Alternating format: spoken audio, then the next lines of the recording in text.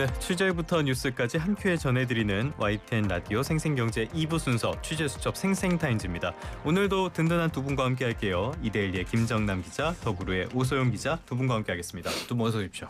네, 안녕하세요. 네, 안녕하십니까. 자, 오늘 김 기자님께서는 무거운 주제를 준비를 해오셨네요. 전 사실 이 소식을 처음 듣고 나서는 좀 황당하다, 말도 안 된다, 미쳤나 이런 생각이 좀 들었습니다. 그러게요. 트럼프 행정부에서 반도체 관세 100% 부과하겠다는 초현실적인 이야기를 내놨는데 15%라는 얘기도 있고 0%라는 얘기도 있고 뭐 혼란스러운 것 같아요. 상황이 어떻습니까? 그 얼마 전에 한미 양국이 상호관세 합의했는데 이게 끝난 게 아니죠. 그러니까 한국의 주요 먹거리가 반도체랑 자동차 정도 꼽을 수 있겠는데 반도체를 대상으로 해서 품목 관세를 또 이번 주 매기겠다는 겁니다. 그 사이에 이제 미국에서 나온 말들이 너무 많이 바뀌어서 좀 혼란스러운데 트럼프 대통령은 방금 말씀하신 대로 100% 관세를 얘기했고 그 뒤에 이제 러트닉이라고 이제 상무장관 요 정책 그 총괄하는 분이 미국에 공장을 짓는 동안에는 관세를 부과하지 않겠다. 뭐 이렇게 얘기를 했어요. 그러니까 결론적으로 막 얘기하면은 제 생각에는 삼성전자와 SK하이닉스는 당장 큰 규모의 관세를 맞지는 않을 것 같습니다. 그 두 회사는 이미 미국에 투자를 하고 있기 때문인데요. 삼성전자는 이제 텍사스 테일러에 제2 파운드리 공장을 짓고 있습니다. 그 투자액만 지금 440억 달러니까 60조 원이 넘으니까 이게 그러니까 작은 숫자는 아닙니다. 그리고 SK하이닉스 같은 경우도 인디애나주에 그 반도체 패키지 그 생산 시설을 준비 중이기 때문에 크게 이번에는 좀 피해가지 않을까 싶은데 다만 이제 트럼프 대통령이 워낙 이제 일반 상식선을 벗어나는 말들을 막 계속 하는 분이기 때문에 아무래도 좀 국내 산업계는 여전히 긴장하고 있는 것 같습니다. 뭐 펭귄한테도 관세를 물리는 분이니까 우리 상식을 기대하면 안 되죠. 상호 관세만큼이나 우리나라 산업에는 굉장히 큰 영향이 불가피할 것 같아요. 삼성전자 대응 어떻게 하고 있습니까? 그 삼성전자 제가 방금 그 테일러 공장을 말씀드렸는데 삼성전자는 앞으로 이 공장을 어떻게 잘 활용하느냐에 따라서 그 삼성 반도체의 미래도 바뀔 수 있고 미국 관세 대응도 영향을 크게 받을 것 같습니다. 이 공장이 이제 잘 돌아가고 생산을 늘려야 삼성 파운드리도 살아나고 그러니까 미국 내 제조 확대 차원에서 트럼프 대통령한테 좀 할 얘기도 있고 하는 건데 얼마 전에 그 테슬라 계약을 한번 봐야 될 것 같습니다. 우리가 한국 돈으로 23조 원 정도 그다음에 2027년부터 8년간 한 2나노 공정을 통해서 차세대 AI 칩 제조한다는 건데 1년으로 나누게 보면은 한 2조 5천에서 3조 사이 정도 되는 거죠. 단일 규모로 삼성에서 한테는 이제 최대라고 하는데 일단 지금은 빅테크 중에 테슬라 정도만 계약을 했다는 점에서 아직 뭐 좀 아쉬워요. 샴페인을 터트릴 시간은 전혀 아닙니다. 그 테슬라는 엄밀히 말해서 파운드리 고객사로 치면은 뭐 애플, 뭐 구글, 엔비디아, AMD 뭐 퀄컴 정도까지 뭐 이게 탑 티어 이런 고객사들이 있는데 엄밀히 말해서 그 정도는 아니죠. 아닌데 삼성 파운드리가 혹시 기억하실지 모르겠지만 2022년도에 발열 등등 뭐 기술적인 문제가 좀 생겨가지고 이 속된 말로 이 빅테크 고객사들 그때 당시 퀄컴도 고객사였거든요. 근데 학을 떼고 다 TSMC 쪽으로 달려간 그런 일이 있었습니다. 파운드리 같은 경우는 이 패밀리스 입장에서는 내가 설계한 설계도를 주면서 만들어달라는 거기 때문에 그렇죠. 내주는 입장에서도 사실 리스크거든요. 그러니까 이 정말 말 그대로 신뢰의 비즈니스인데 특히 삼성은 경쟁 제품도 있는데 그렇죠. 그러니까 삼성 파운드리를 사실 믿지 못했다는 건데 이번에 테슬라랑 계약을 하면서 그래도 반등의 계기를 만들었다 이 정도 볼 수 있습니다. 그러니까 테일러 공장 같은 경우는 그동안에 빅테크 고객사가 한 곳도 없어가지고 공장을 거의 지어놓고도 놀고 있었고 시장 일각에서는 이거를 바이오용으로 돌릴 수도 있다. 그러니까 아무리 그 고객사를 수주를 못 하고 있기 때문에. 근데 이제 지금 테일러 공장지 부지는 확보가 다 돼 있고 앞으로 이제 클린룸 이런 마감 공사가 다 된 다음에 뭐 한 올해 연말 내년 초부터 이제 이나노 공정 생산 설비가 쭉쭉 들어가겠죠. 그렇게 해야지만이 테슬라한테 수주를 받은 한 8년 정도의 그 생산 물량을 생산해 줄 수 있기 때문입니다. 근데 이 조단위 투자들이 계속 이어질 텐데 그렇게 되면은 이제 미국 정부 입장에서도 좀 이 삼성을 바라보는 눈이 좀 우호적이 될 수 있겠죠. 아무래도. 반도체 공장을 바이오로 흘린다. 의외로 두 산업의 구조가 비슷한 점들이 있어서 그런 이야기까지 나왔나 봐요. 껍데기밖에 없었으니까요. 그러니까 안에 뭐 껍데기만 있으면 안에 어떻게든 바꿀 수 있는 거기도 하고요. 그런데 문제는 테슬라 납품이 아직까지 시간이 꽤 남아 있잖아요. 그러면 당장 필요한 대응도 있을 텐데 어떤 게 있을까요? 네, 일단 삼성 파운드리는 말 그대로 좀 보여줘야 됩니다. 이 고객사들한테. 2나노 공정으로 처음 생산하는 이제 삼성 그 자체 모바일 AP죠. 엑시노스 2600이라는 제품이 있는데 네. 지금 삼성 DS 그러니까 CSL 스마트폰에 들어가는 LSI 거구나. 사업부는 엑시노스 2600을 내년 초에 출시하는 그 매년 연초에 출시하는 갤럭시 S 시리즈 26에 지금 넣겠다는 겁니다. 예. 그래서 이걸 만약에 개발을 완료하면 이제 DS 파운드리 사업부가 테일러해서 만들겠죠. 이 삼성전자가 만약에 엑시노스 2600을 무난하게 생산을 하고 갤럭시 S26에 넣어봤더니 별 문제가 없더라. 이렇게 되면은 삼성전자가 2나노 공정 수율을 어느 정도 잡았다 이런 얘기가 되거든요. 예. 그러니까 2나노 수준을 그러니까 맡긴 테슬라 입장에서는 그래도 우리가 그러니까 좀 그러진 않겠다. 나중에 왜냐하면 파운드리 계약이라는 게 나중에 만약에 2나노 공정 수율이 안 나오면 나올 수도 있는 거거든요. 테슬라가 분명히 제가 계약서를 보지는 않았지만 그 조항이 들어가 있을 겁니다. 네. 그러니까 테슬라 입장에서도 안심을 할 것이고 다른 고객사들도 TSMC보다 가격이 저렴한 이 삼성을 아무래도 주목을 하게 되겠죠. 지금 TSMC는 올해 한 봄 정도부터 이제 한 3, 4월 이 정도부터 그 2나노 고객사를 받기 시작했는데 수율이 한 60% 이상 나온답니다. 70까지는 아닌 것 같고. 근데 제가 파악하기로 아직 삼성은 한 40%대 이 정도밖에 안 돼서 당장 이제 좀 올려야 되는 그런 숙제들이 좀 있는 거고요. 그 이제 TSMC 앞에 이제 기라성 같은 빅테크들이 쭉 줄을 서 있는데 아무래도 이제 그 1대1 맞춤이다 보니까 신경을 좀 덜 써주겠죠. 그래서 네네네. 아무래도 삼성한테도 기회가 올 것 같은데 저도 이게 궁금해가지고 이게 테일러 공장이 그러니까 손익분기점이 어느 정도 되는지 그러니까 월 매입한 몇만 장 정도 되는지 저도 정확하게 파악은 안 됐지만 지금 제가 아까 말씀드린 2조 5천에서 3조 정도 이제 그 테슬라 같은 이 계약이 앞으로 한 3-4개 정도는 더 돼야 이제 안정적으로 좀 이익을 낼 수 있는 그런 구조가 되지 않겠냐라고 업계 사람들은 많이 얘기를 하고 있고요. 그렇기 때문에 삼성전자 같은 경우는 당장 빅테크 수주 전에 4월을 걸어야 된다. 이렇게 지금 말씀을 드릴 수 있겠습니다. 사실 뭐 테일러 공장 어떻게 돌아가는지 우리가 정확하게 파악하는 건 쉬운 일은 아니죠. 네, 이거는 네. 대회비니까. 네. 자, 그런데 엑시노스 이야기를 해주셨는데 엑시노스 들어간다고 하면 유저들이 싫어하지 않아요? 네, 엑시노스랑 원래 그 퀄컴 스냅드래곤을 이제 국가별로 다양하게 이렇게 모델별로 해서 탑재를 해왔었는데 엑시노스가 들어간 제품들이 여러 번 문제가 있습니다. 그러니까 요새는 비슷한 문제가 이렇게 연결되는 거구나요. 네, 또. 게이밍 그렇죠. 성능이 되게 네. 강화되고 있는데 뭐 발열 문제가 계속 터지면서 뭐 다음 제품으로는 전량 스냅드래곤 이렇게 탑재하기도 했었거든요. 네. 그래서 엑시노스에 대한 말들이 좀 계속 나왔었습니다. 천하의 삼성전자가 어쩌다 이번 최근 여기까지. 제품은 못 넣었죠. 그래서 엑시노스를. 네. 네. 그러니까 삼성전자에서 품질적인 문제가 생긴 게 말씀해주신 2022년, 한 2020년대 들어와서 계속 이런 보도들이 네. 나오는 것 같아요. 네. 예전의 삼성 같은 그런 분위기가 아닙니다. SK하이닉스 어떻게 대응해야 됩니까?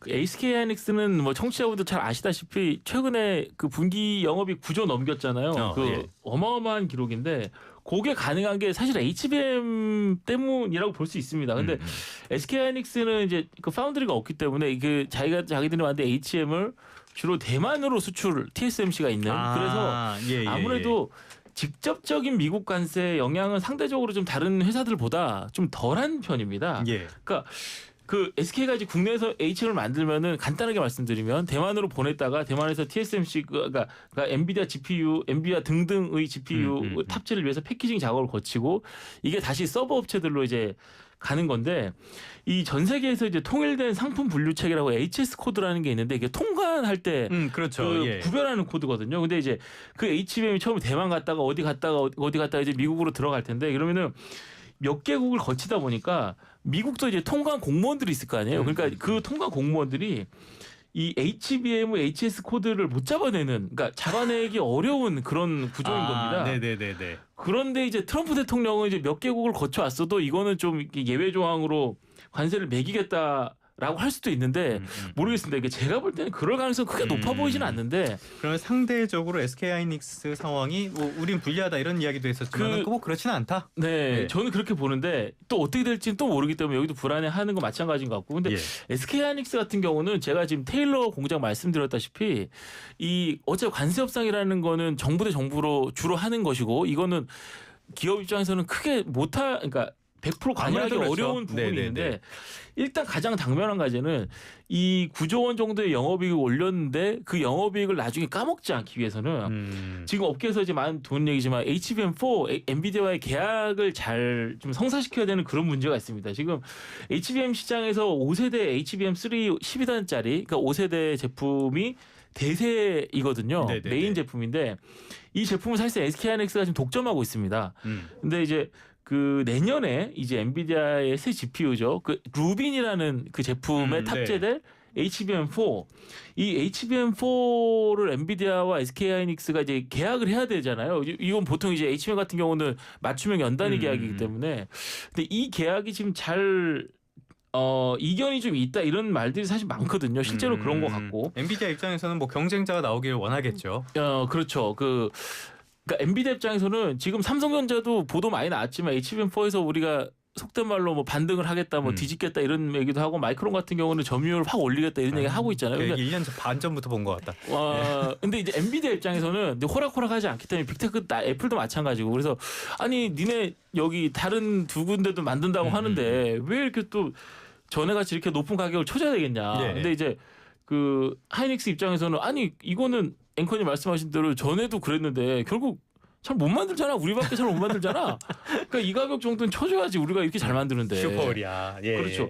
그래서 요 문제가 있는 겁니다. 그래서 그 하이닉스 입장에서는 이 제값을 받는 이런 자존심 세우 이것도 아주 중요하고 이 동시에 여러 이제 대외 리스크들이 있으니까 요걸 예. 잘 마무리하는 것도 중요하거든요. 그러니까 1위 사업자의 숙명 같은 건데 요거를 좀 잘 마무리하는 게 나중에 영업이 그 이 방어를 위해서도 좀 중요해 보인다 이런 말씀을 좀 드리고 싶네요. 뭐 이제 추격을 받는 입장이 됐으니까요. 이런 것들이 어려운 과제가 되지 않을까 싶습니다. 미국 내 투자 압박할 가능성도 있으니까 우리 기업들이 긴장 계속 할 수밖에 없을 것 같아요. 네. 자, 이 상황은 저희가 진행되는 대로 계속 지켜보도록 하겠고요. 주제 한번 바꿔보도록 하죠. 이번에는 오소영 기자님이 준비해온 소식인데 오픈 AI가 GPT-5를 공개를 했어요. 써보셨습니까? 네, 전 써봤는데 저는 개인적으로 좀 아쉬웠던 것 같아요. 그러니까 평가 다 비슷하네. 김 기자님도 써보셨어요? 저는 이거는 얘기는 많이 들었는데 써보지는 않았고 원래 그 전에 쓰던 챗 GPT만 주로 썼었는데 얘기는 뭐가 비슷한 얘기를 많이 하더라고요. 오 기자님. 저는 항상 마이너 감성이라서 저는 인기 없는 제미나이 그래서 잘 모르겠는데 일단 써보신 분들이 다 5 별로다 다 이런 식으로 말씀을 하시더라고요. 자, 일단 5 한번 보도록 하죠. 일반과 추론을 결합했다. 무슨 말입니까? 네, 그동안 오픈 AI는 일반과 추론 모델을 나눠서 공개했습니다. 그 일반은 저희가 가장 많이 쓰는 그런 모델일 네네네. 것 같은데요. 기존의 학습 내용을 토대로 빠르게 답변해 주는 것을 특징으로 합니다. 그래서 뭐 짧게 문서 작성하거나 번역하거나 뭐 아니면 요약하거나 이런 난이도가 비교적 낮은 작업들을 할 때 유용하게 쓰이고 있고요. 그래서 뭐 GPT-3, GPT-4 이런 제품들이 일반 모델입니다. 반대로 추론은 스스로 사고하고 논리적으로 답변한다는 측면에서 좀 차이점이 있습니다. 그래서 응답은 느리지만 그래도 또 정확도는 높다. 그리고 뭐 연산이라든가 코딩이라든가 창작이라든가 좀 더 난이도가 높은 작업에 유용하다 이런 특징이 있었는데요. 이 일반과 추론과 나눴던 이 모델들을 이번에 GPT-5에서 통합을 했습니다. 그래서 울트먼 CEO가 그동안 계속 통합하겠다라고 발표를 했었고 그 올해 초에 공개했던 그 GPT-4 4.5 공개했을 때도 그때 마지막으로 비추론 모델이다 했었는데 이번에 그 통합이 돼서 공개가 됐습니다. 그렇다면은 일반 모델과 추론 모델의 결합이다라는 게 가장 큰 특징이다. 이렇게 두 가지를 굳이 통합해서 나오는 배경은 뭡니까? 네, 그 울트먼 입장에서는 이제 AI 시장에 워낙 많은 업체들이 지금 뛰어들고 있잖아요. 그래서 뭐 중국의 딥시크부터 비롯해가지고 일론 머스크의 그록 그리고 뭐 다 아시겠지만 이제 구글의 제미나이까지 포함해서 네, 많은 모델들이 그 추격에 좀 대응해서 선택과 집중 전략을 하겠다라는 입장입니다. 그래서 실제로 뭐 지금 물론 챗GPT가 엄청 우위를 갖고 있긴 하지만 그 신규 가입자의 증가폭 보면은 또 제미나이도 만만치가 않습니다. 그래서 뭐 최근에 그 신규 가입자 비중 데이터가 발표됐던 그 설문조사가 조사가 있는데 그걸 보면 제미나이 그러니까 40%대 정도로 해서 뭐 1월에는 40% 초반부터 6월에는 예, 예. 40% 후반까지 올랐고 오히려 또 챗GPT는 최근 5, 6월 들어선 떨어지는 모양새도 보였었거든요. 그래서 신규 추격자가 만만치 않다 이런 점도 있고요. 근데 전 다만 개인적으로는 과연 이 챗GPT 내부에서 리스크를 이렇게 분산할 리소스가 있느냐 이거에 예, 예, 대해서도 좀 의문이 드는 상황입니다. 그러니까 오픈 AI가 계속 그 영리법인 전환을 계속 계획했었습니다. 그 이유 중에 가장 큰 건 아직은 당연히 비영리죠? 네네 예, 예. 투자금을 유치하기 위해서고요. 그래서 최근에 그 소프트뱅크 포함해가지고 이제 또 투자금을 유치했었는데 소프트뱅크에서 그 300억 달러에 투자하겠다 하면서 그 조건으로 영리법인 전환을 내걸었었습니다. 그래서 만약에 전환이 안 되면 200억 달러로 줄이겠다. 그러니까 하나로는 약 14조 원이 증발하는 크다. 셈인데 예, 예. 결국은 뭐 일론 머스크 포함해가지고 뭐 국회나 지방 정부 등에서도 계속 압박을 해서 결국은 이걸 포기하는 지금 상황에 이르렀습니다. 네. 그 오픈AI 같은 경우는 이제 작년에도 그 50억 달러, 그러니까 하나로는 약 7조 원 정도의 적자를 봤고요. 2028년까지 적자를 계속 볼 것으로 예상이 됩니다. 그래서 울트만이 최근에 적자여도 개발은 계속 하겠다라고 하지만은 이 개발 비용과 인력 그 비용이 정말 만만치 않은 상황에서 이렇게 과연 그 모델들을 나눠서 분산해서 개발할 수 있는가 이런 거에 대해서도 조금 의문이 되는 상황 제기되고 있는 상황입니다. 그렇기 때문에 합쳤다. AI라는 게 뭐 워낙 막대한 자금이 들어가기도 하고요. 네. 아직까지는 수익을 볼 수 있는 모델 자체가 불명확하니까 어쩔 수 없는 측면도 있는 것 같아요. GPT-5에 그래서 올인하겠다. 어떤 특징들이 있습니까? 네, 울트만 CEO가 그 GPT-5 발표하면서 박사급 전문가와 대화하는 느낌일 거다라고 발표를 했고 저도 그 1시간 반 동의 시연 영상을 다 봤는데요. 그 본 것 중에 좀 인상 깊었던 부분들이 일단 GPT-5는 그 추론과 일반 모델이 아까 합쳐졌다고 말씀을 드렸는데 이 사용자가 명령을 할 때 과연 이게 깊은 사고를 필요로 하는 어려운 작업이냐 아니냐, 그러니까 추론으로 작동할 거냐 일반으로 작동할 거냐 요거를 충분히 스스로 구분할 수 있다는 겁니다. 그래서 그 시연 장면에서는 베르누이 효과라는 그 물리 법칙에 대해서 설명을 해달라 하고 요청을 했더니 이게 굉장히 직관적인 명령어이기 때문에 이거에 대해서는 개념에 대해서 금방 나왔지만 반대로 이걸 좀 더 상세히 설명해줘, 그리고 애니메이션 효과를 넣은 이미지 파일을 만들어줘, 이렇게 명령을 했을 때는 한 2분 정도에 걸쳐서 300~400줄에 달하는 코드를 생성을 했었습니다. 그리고 또 하나는 이제 코드를 작성하지 못해도 자신의 아이디어를 충분히 앱으로 구현할 수 있다는 점입니다. 그래서 가령 예를 들어서 영어를 하는 사람인데 프랑스어를 배울 수 있는 앱을 만들어줘. 그리고 퀴즈 같은 것도 좀 넣어주고 매일 학습 진도를 추적하는 그런 기능도 넣어줘. 이런 여러 가지 명령을 여러 프론트에서 명령하면 각각의 다른 프롬프트에서 이 명령어를 반영한 다양한 프로그램 앱을 보여줍니다. 그리고 거기에 있어서 바로 뭐 수정 요청도 하면 그게 좀 반영되는 이런 모습들이 좀 더 인상적이었습니다. 여기까지 보면은 많이 개선됐다, 많이 좋아졌다라고도 볼 수가 있겠고요. 또 강화된 기능 어떤 게 있습니까? 네, 음성 기능도 굉장히 강화가 됐습니다. 그래서 이 구독자들이 자신이 원하는 그 음성 기능에 맞춰가지고 좀 더 맞춤 설정을 할 수 있다는 점이 이번 GPT-5에 나타난 특징 중에 하나인데요. 이를 통해서 GPT-5를 어학학습 파트너로 어떻게 활용할지 이번에 시연이 됐었습니다. 그래서 뭐 한국어를 자기들이 배우고 있는데 카페에서 주문을 하려고 한다. 어떻게 하니? 하니까 뭐 GPT-5가 뭐 안녕하세요, 아메리카노 한 잔 주세요, 이렇게 응답을 하는 모습을 보였고 이거를 뭐 속도를 빠르게 하거나 느리게 하거나 이런 것도 조절을 할 수 있었습니다.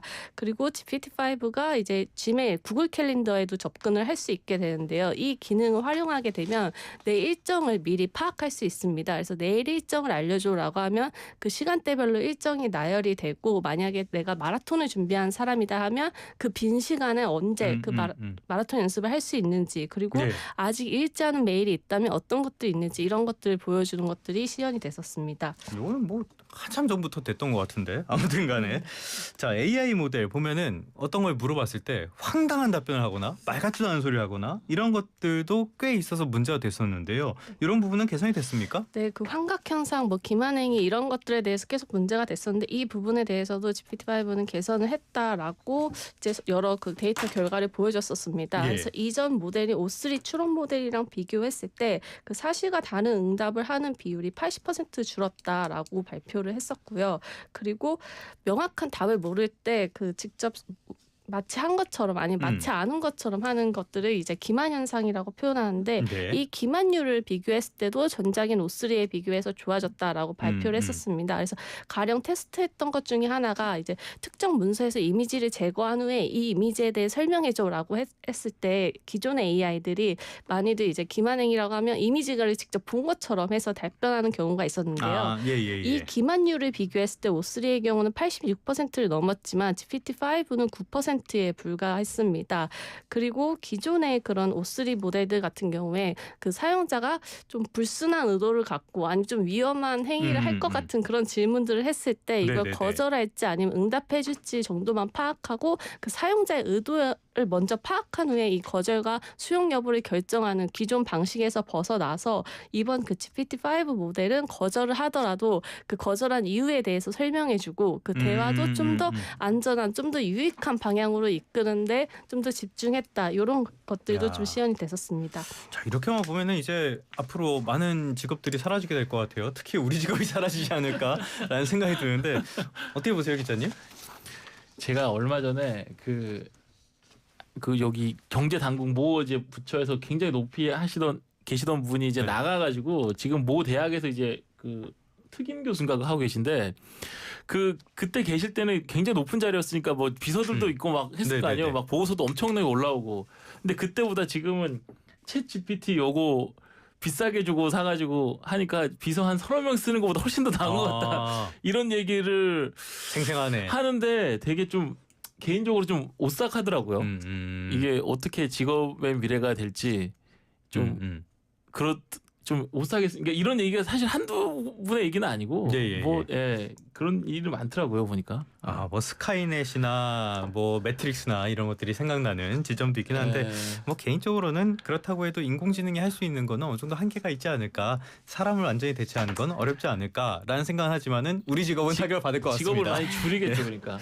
많은 변화는 분명히 있을 것 같기는 해요. 자, 앞서서 우리가 본 것처럼 지금 AI 시대도 빠르게 발전을 하고 있고 오픈 AI가 GPT-5에서 많은 개선점이 있었다 밝혔는데 처음에 우리가 살펴본 것처럼 평가는 막상 좋지 않은 것 같아요. 왜 이렇습니까? 좀 개인적으로 아쉬웠다고 말씀드렸었는데 그 부분 제가 느끼기에는 이 추론과 일반을 합치다 보니까 일반으로 제가 원하는 작업도 이 GPT는 간혹 추론으로 걸리는 경우가 있더라고요. 그래서 그러니까 저는 뭐 좀 마파두부 레시피 알려줘 그런 데가 추론을 하고 있다. 네, 응답 시간이 전 사실 좀 느리다는 생각을 좀 많이 받았었고요. 근데 뭐 그냥 SNS나 이런 거에 올라오는 걸 보면은 그 대화를 할 때도 이게 로봇이랑 대화하는 것 같다. 그리고 답변이 뭐 너무 짧다. 뭐 이런 얘기들이 올라오면서 결국 울트만도 그 이전 모델 GPT-4를 다시 제공을 하겠다. 유료 구독자에서 한해서는 제공하겠다. 그리고 GPT-5도 동시에 뭐 안정하겠다. 이렇게 좀 발표를 한 상황입니다. 앞서서 GPT에 대한 이야기를 좀 하고 있었는데요. 저는 개인적으로는 어떤 레시피를 GPT한테 물어봤는데 엉뚱해가지고 이대로 하면은 음식을 완전히 망칠 것 같은 거예요. 네, 그 다음부터는 얘를 안 쓰고 제미나이를 쓰고 있는데 제미나이는 쓰다 보니까 확실히 데이터가 많다는 티는 확실히 나는 것 같아요. 아직까지는 검색에 도움을 받는 게 조금 더 나은 것 같습니다. 더는 못 맡기겠어요 아직은. 알겠습니다. 두 분 말씀 오늘 여기까지 듣도록 할게요. 지금까지 더구루의 오소영 기자, 이데일리의 김정남 기자와 함께했습니다. 오늘 말씀 고맙습니다. 네, 고맙습니다. 감사합니다.